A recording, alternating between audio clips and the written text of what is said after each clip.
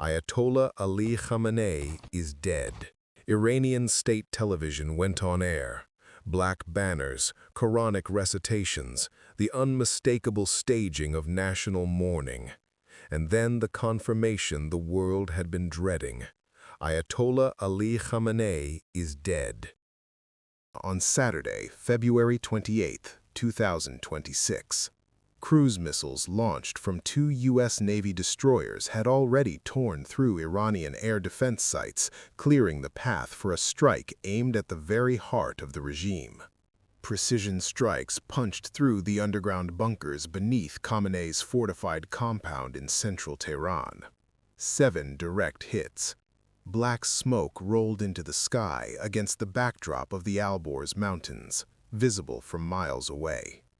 The 7 missiles that hit his compound didn't just destroy a building, they ended an era. This was not a covert operation, not a quiet assassination carried out in the shadows. This was the opening minute of a declared joint offensive by the United States and Israel, a campaign designed to dismantle the Iranian regime from the top down. Within 12 hours, 24 of Iran's 31 provinces were on fire. A security order that had defined the Middle East for decades collapsed in a single morning. The shadow war was over. The real war had begun. Nothing about this attack was small. In the weeks before the first missile flew, the U.S. quietly repositioned one of its most powerful aircraft carrier groups from the Atlantic, merging it with a second already near Iran. It was the largest concentration of American naval firepower in the region in a generation. Then came the jets. 200 Israeli fighter aircraft, including F-35 stealth jets lifting off from a base in southern Israel, crossed into Iranian airspace in a single coordinated wave. It was the largest combat sortie in Israeli history.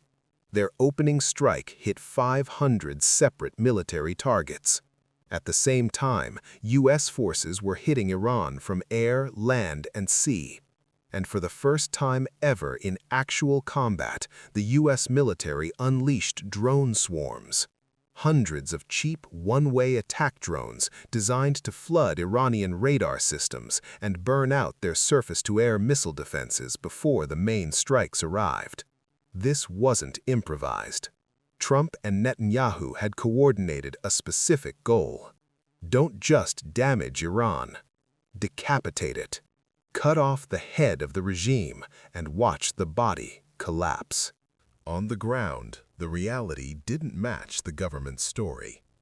Near Tehran's intelligence ministry, residents were jolted awake by the deep crack of explosions and the rapid-fire rhythm of anti-aircraft guns firing into the sky. War had arrived in the capital. But then something unexpected happened.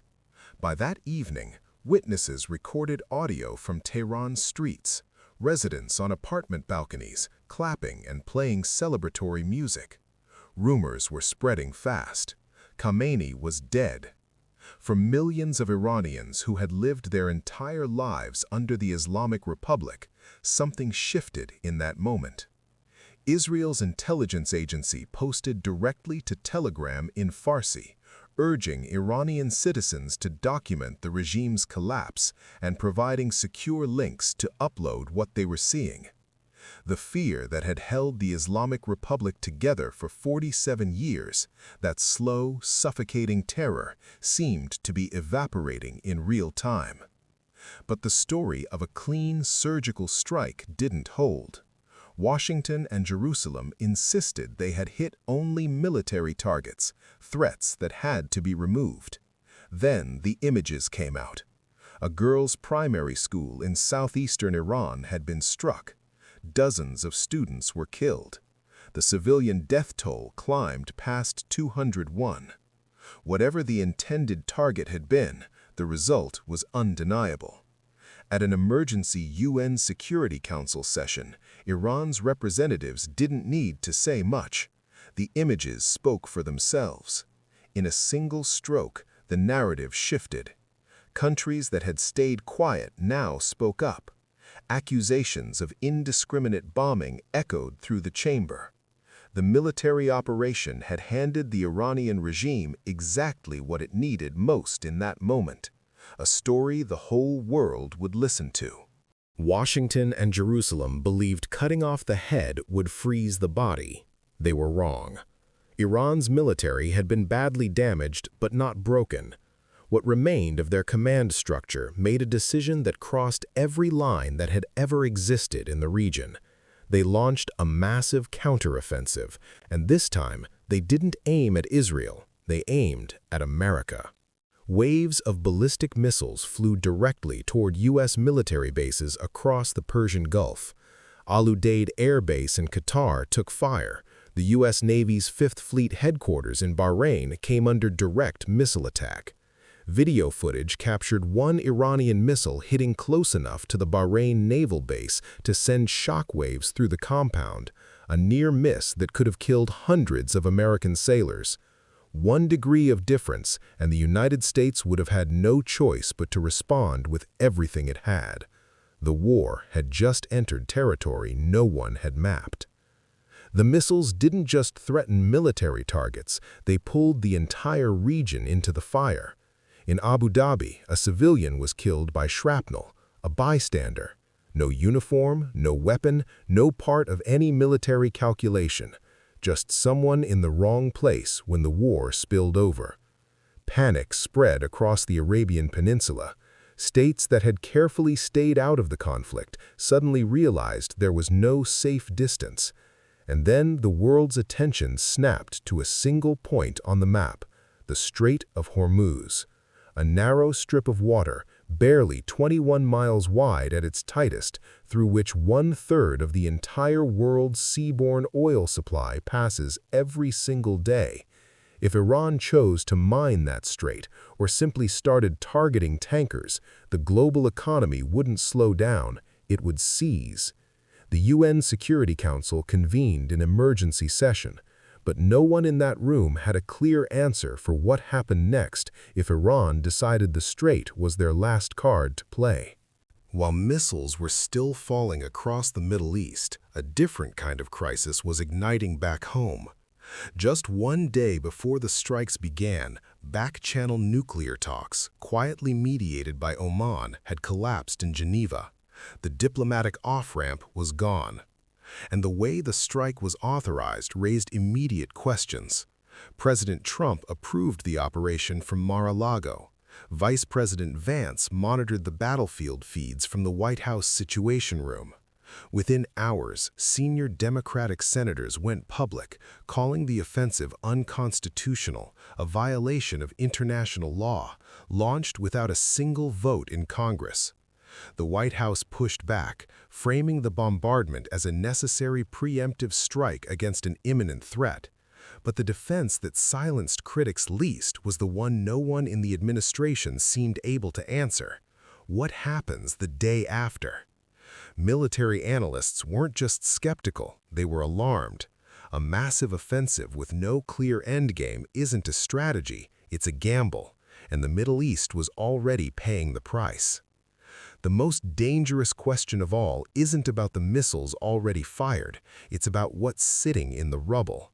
The strikes deliberately hit Iran's most sensitive nuclear sites, Natanz and Fordow, the heart of Iran's uranium enrichment program. But here's what made that decision terrifying before the first bomb even dropped. The International Atomic Energy Agency had already lost track of Iran's nuclear stockpile. 4,400 kilograms of uranium enriched to 60%, close to weapons grade, and the international watchdog had no verified accounting of where it was or what state it was in. Then the bombs hit. The underground facilities were physically destroyed. Iran reported no immediate radiation leaks, but that assurance means almost nothing when no independent inspector can get close enough to verify it. The world is now completely blind. No one knows the condition of those materials. No one knows if they're secured, scattered, or in someone else's hands.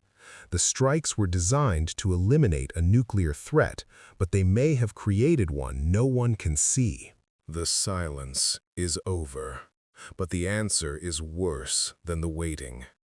At dawn, Iranian state television went on air. Black banners, Quranic recitations, the unmistakable staging of national mourning. And then the confirmation the world had been dreading. Ayatollah Ali Khamenei is dead. The 7 missiles that hit his compound didn't just destroy a building, they ended an era. The 40-day mourning period has begun, but beneath the grief, something far more dangerous is taking shape. The most terrifying question was never about Khamenei, it was always about what he left behind. The missile silos are still active.